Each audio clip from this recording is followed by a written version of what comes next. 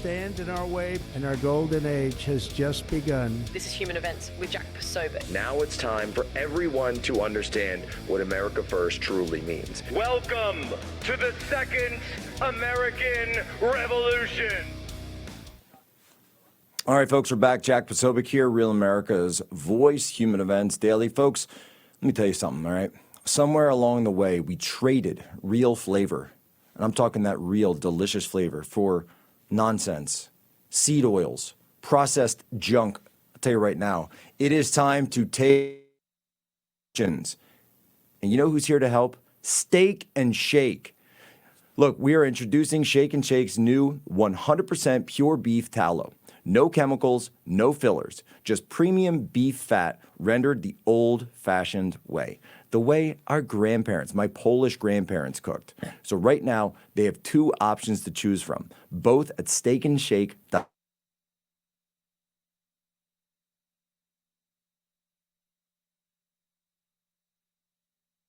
That one will be $9.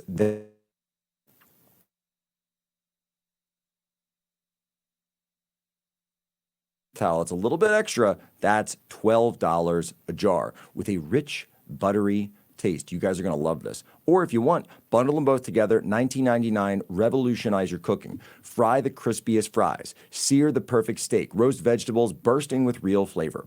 This is how food should taste. Bring tradition and taste back to your table.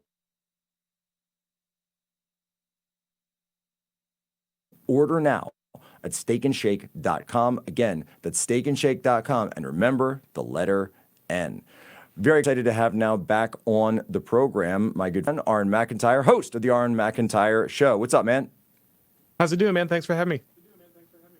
Oh, always glad to have you here. So Zoran Mamdani is now, it looks like he's got pretty much a clear path to becoming the mayor of America's greatest city. It's our largest city. It's certainly our economically viable city. It is the city that is the symbol of the United States of America around the world. And yet, it doesn't seem that the mayor of this city is quite reflective of the country at all, or perhaps is reflective of the new country. And so, Auron, you and I have been on here, and you on your program done incredible work talking about what is an American, talking about these massive issues. And I think it's very clear. I think it's so incredibly clear. I've said this, Vice President has said this, that Zoran Mamdani is winning because of mass immigration.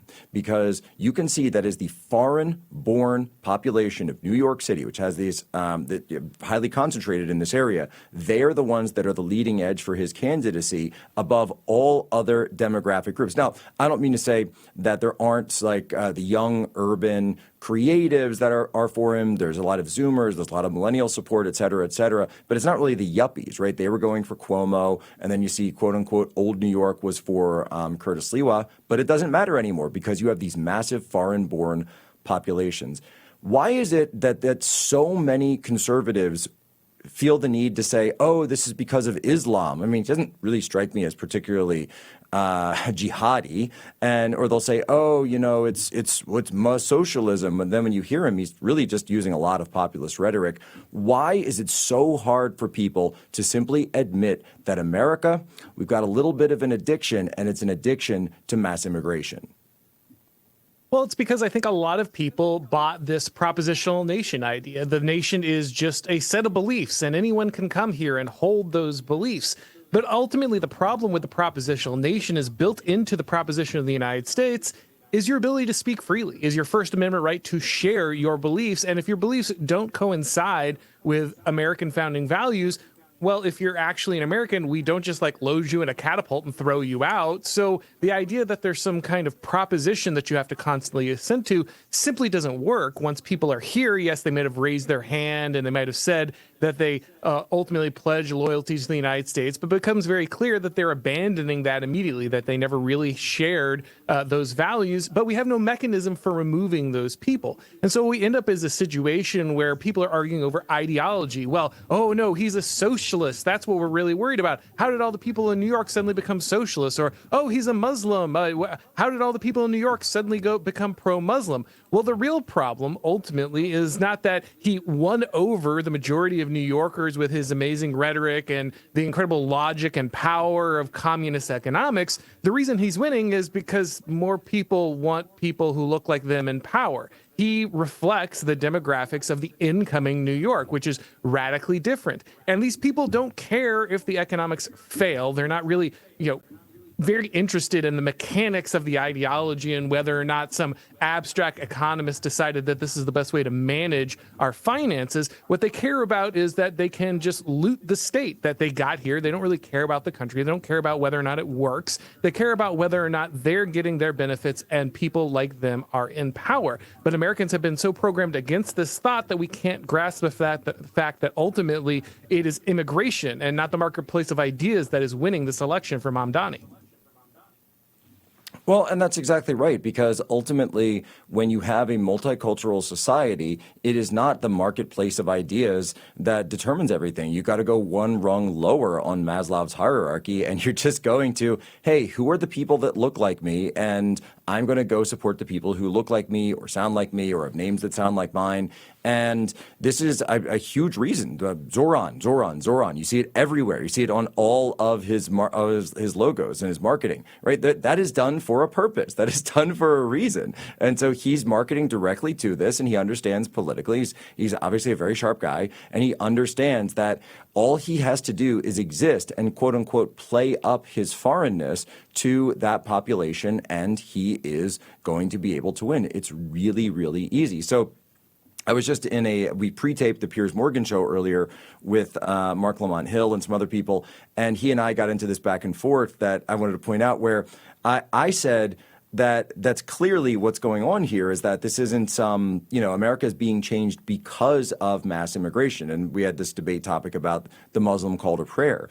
And I pointed out, well, this isn't happening because of some, test of religion and because people are suddenly flocking to Islam. It's happening because we are mass importing Muslims from the third world, from Somalia to Minneapolis, from the Arab nations, Muslim nations to Dearborn, Michigan. And that is the reason that you're seeing it, to Houston, Texas, all over the place. That is the reason that you are seeing this. And he tried to argue with me that it isn't, that wasn't changing the character of Minneapolis. I kid you not.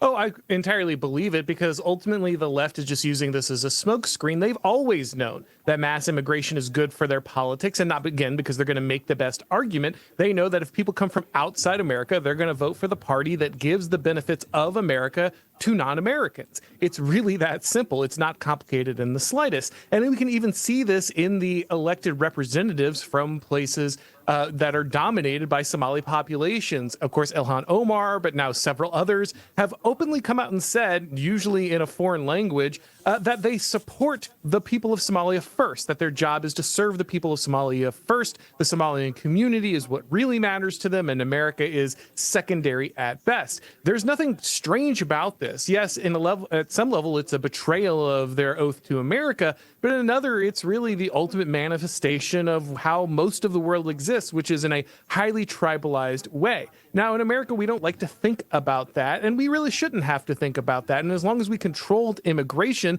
we didn't have to think about that. But when you have mass immigration, you're breaking down the homogeny of the entire culture. And when you do that, you have the situation where each one of these little groups is vying for what can be theirs. They no longer see the country as a whole thing that they're a part of, a project, an identity that they are growing into. Instead, they see themselves as different groups that can carve a little benefit out for themselves. We've always had a certain level of immigration in the United States. Some waves have been larger and less well assimilated. Some have been smaller and very easily assimilated. The amount the culture is close to America really matters. The closer they are to our culture, the easier they are to assimilate. But when you have radically different religions and radically different language and radically different custom coming into the United States, all of them trying to vie for control of different areas, they're not going to integrate, they're not going to assimilate, they're going to carve those pieces out. And it has nothing to do with whether or not socialism or even Islam, which I am worried about in the United States, but even Islam is not ultimately the problem. The problem is if you just stopped shipping these people in,